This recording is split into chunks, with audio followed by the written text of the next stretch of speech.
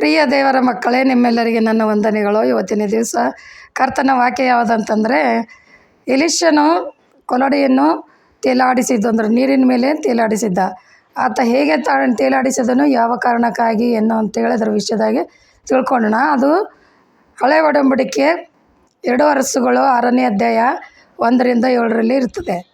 ಅಲ್ಲಿ ಏನಾಗ್ತದಂದರೆ, ಒಂದೊಂದು ಸಲ ಎಲ್ಲ ಪ್ರವಾದಿ ಮಂಡಳಿಯವರು ಕುಳಿತು ದೇವರ ವಾಕ್ಯವನ್ನು ಸಾರುತ್ತಾ ಒಬ್ಬರು ಮಾತಾಡುತ್ತಾ ಚರ್ಚೆ ಮಾಡುತ್ತಾ ಕುಳಿತಿರ್ತಾರೆ. ಅಂಥ ಸಮಯದಲ್ಲಿ ತುಂಬ ಜನರು ಬಂದಿರ್ತಾರೆ. ಆವಾಗ ಅಲ್ಲಿ ಸ್ಥಳ ತುಂಬ ಇಕ್ಕಟ್ಟಾಗಿರ್ತದೆ. ಅದಕ್ಕೆ ಎಲೀಷ ಪ್ರವಾದಿಗವರು ಹೇಳ್ತಾರೆ, ಎಲ್ಲ ಶಿಷ್ಯರು ಏನಂದರೆ, ಸ್ವಾಮಿ, ನಾವು ಕೂತ್ಕೊಳ್ಳೋಕ್ಕೆ ಸ್ಥಳ ತುಂಬ ಇಕ್ಕಟ್ಟಾಗಿದೆ, ಇದನ್ನು ದೊಡ್ಡದಾಗಿ ಮಾಡೋಣವೇ ಅಂತಂದ್ರೆ, ಸರಿ ಮಾಡೋಣ.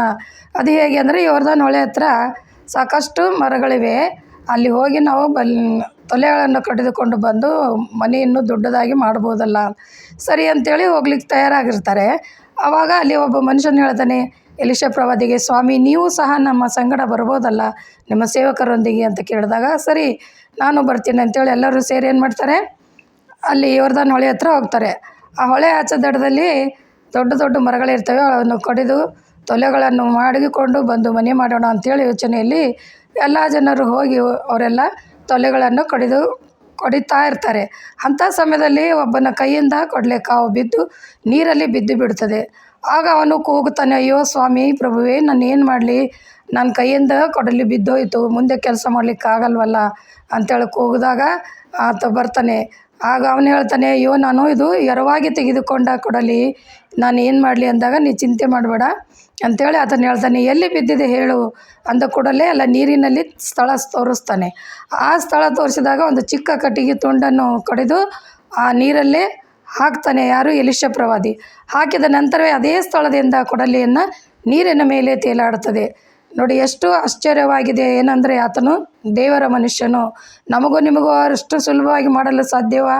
ಇಲ್ಲ. ಯಾಕಂದರೆ ದೇವರಲ್ಲಿ ಅಷ್ಟು ನಂಬಿಕೆ, ಪ್ರೀತಿ ಹಾಗೂ ಆತನಲ್ಲಿ ನಾವು ಪವಿತ್ರರಾಗಿದ್ದಾಗ ದೇವರು ನಮ್ಮ ಮಾತುಗಳನ್ನು ಕೇಳ್ತಾನೆ. ನಮ್ಮದು ಕೇಳ್ತಾನೆ, ಇಲ್ಲಂತಿಲ್ಲ, ಸ್ವಲ್ಪ ತಡ ಆಗ್ಬೋದು, ಆದರೆ ನಮ್ಮ ಪ್ರಾರ್ಥನೆ ಕೂಡ ದೇವರು ಕೇಳುವನಾಗಿದ್ದಾನೆ.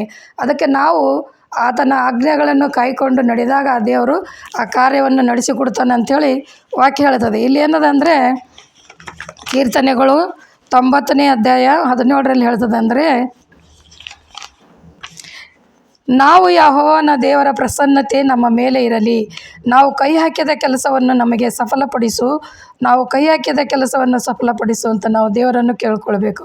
ಅದೇ ರೀತಿಯಿಂದ ಯೆಶಾಯ 42:1 ಹೇಳ್ತದೆ, ಇಗೋ, ನನ್ನ ಸೇವಕನು, ಇವನಿಗೆ ನಾನೇ ಆಧಾರನು, ಇವನು ನನಗೆ ಇಷ್ಟನು, ನನ್ನ ಪ್ರಾಣ ಪ್ರಿಯನು, ಇವನಲ್ಲಿ ನನ್ನ ಆತ್ಮವನ್ನು ಇರಿಸಿದ್ದೇನೆ, ಇವನು ಅನ್ಯ ಜನಗಳಲ್ಲಿಯೂ ಸದ್ಧರ್ಮವನ್ನು ಪ್ರಚುರಪಡಿಸುವನು. ಅಂದರೆ ಅನ್ಯ ಜನಗಳ ಮಧ್ಯದಲ್ಲಿ ನನ್ನ ವಾಕ್ಯವನ್ನು ಪ್ರಚುರಪಡಿಸುವುದಕ್ಕೆ ಇವನಿಗೆ ಇಷ್ಟ ಇದೆ, ಅದಕ್ಕಾಗಿ ನಾನು ಮೆಚ್ಚಿದ್ದೇನೆ ಅಂತೇಳಿ ದಾವೀದನಿಗೆ ದೇವರು ಹೇಳ್ತಾರೆ. ಅದೇ ರೀತಿಯಿಂದ ದಾವೀದನು ಯಾಕೆ ಹೇಳ್ತಾರೆ ಅಂದರೆ, ಆತನು ದಿನಾಲು 3 ಆವರ್ತಿ ಯೆರೂಸಲೇಮಿನ ಕಡೆಗೆ ಮುಖ ಮಾಡಿ ಮೊಳಕಾಲೂರಿ ದೇವರನ್ನು ಪ್ರಾರ್ಥನೆ ಮಾಡ್ತಾ ಇದ್ದ. ಹಾಗೂ ಯವನಸ್ಥನಾಗಿದ್ದರೂ ಯಾವ ತಪ್ಪು ಮಾಡ್ತಿರಲಿಲ್ಲ, ಇನ್ನೊಬ್ಬರಿಗೆ ಹೊಟ್ಟೆ ಕಿಚ್ಚು ಪಡ್ತಿರಲಿಲ್ಲ, ಎಲ್ಲರೊಂದಿಗೆ ಸ್ನೇಹಭಾವದಿಂದ, ಪ್ರೀತಿ, ವಿಶ್ವಾಸದಿಂದ, ದಯಾಮಯ, ಕರುಣೆ, ಶಾಂತಿ, ಇವೆಲ್ಲ ಗುಣಗಳು ಅವನ ಹತ್ರ ಇತ್ತು. ಅದಕ್ಕಾಗಿ ದೇವರಂತಾನೆ, ಇವತ್ತನು ನನ್ನ ಪ್ರಿಯನಾದ ಮಗನು ಅಂತೆ. ಆ ಪ್ರಿಯನಾದ ಮಗನು ಅನ್ನೋ ಯೋಗ್ಯತೆ ನಾವು ತಗೊಳ್ಬೇಕಾದ್ರೆ ಅವನ ಹಾಗೆ ನಾವು ಪವಿತ್ರವಾಗಿ ಹಾಗೂ ಭಕ್ತಿಯಿಂದಲೂ, ದೇವರಲ್ಲಿ ಪ್ರೀತಿಯಿಂದಲೂ, ವಿಶ್ವಾಸದಿಂದಲೂ ಜೀವಿಸ್ತಿರುವಾಗ ಕರ್ತನ ನಮ್ಮ ಕಾರ್ಯಗಳನ್ನು ಎಲ್ಲ ರೀತಿಯಲ್ಲಿ ಸಫಲ ಮಾಡುತ್ತಾನೆ. ನಮ್ಮನ್ನೇ ನಾವೇ ಪರೀಕ್ಷಿಸಿಕೊಂಡು ನಾವು ತಿಳ್ಕೊಳ್ಬೋದು. ಅದೇ ರೀತಿಯಿಂದ ನೀವುಗಳು ದೇವರ ಮೇಲೆ ಪ್ರೀತಿ, ವಿಶ್ವಾಸ, ನಂಬಿಕೆ ಹಾಗೂ ಪವಿತ್ರತೆಯಿಂದ ಇರೋಣ ಅಂತೇಳಿ ಇವತ್ತಿನ ವಾಕ್ಯವಾಗಿರ್ತದೆ. ಪ್ರಾರ್ಥನೆ ಮಾಡೋಣ. ಪರಿಶುದ್ಧನೇ, ಪರಿಶುದ್ಧನೇ, ದೂತಗಳ ಒಡೆಯನೇ, ಸೇನಾಧೀಶ್ವರನೇ, ಅಪ್ಪ, ನಿನ್ನ ನಾಮಕ್ಕೆ ಕೋಟಿ ಕೋಟಿ ಸ್ತೋತ್ರ. ಇವತ್ತಿನ ದಿವಸ ಸ್ವಾಮಿ, ಎಲೀಷ ಪ್ರವಾದಿ ಹೇಗೆ ತನ್ನ ಕೊರಳಲೆಯನ್ನು ನೀರಿನ ಮೇಲೆ ತೇಲಾಡಿಸಿ ಇವರಿಗೆ ಅದ್ಭುತ ಕಾರ್ಯವನ್ನು ಮಾಡಿ ತೋರಿಸಿದ ಕರ್ತನೆ, ಅದಕ್ಕಾಗಿ ಸ್ವಾಮಿ, ನಾವು ನಿನ್ನ ಮಕ್ಕಳಾಗಿ ಜೀವಿಸುವಂಥ ಭಾಗ್ಯ ನಮ್ಮೆಲ್ಲರಿಗೆ ಕೊಟ್ಟು ದಯಪಾಲಿಸಬೇಕಂತೇಳಿ ಯೇಸುವಿನ ನಾಮದಲ್ಲಿ ಬೇಡಿ ಹೊಂದಿದ್ದೇನೆ, ರಕ್ಷಕ. ಆಮೇನ್.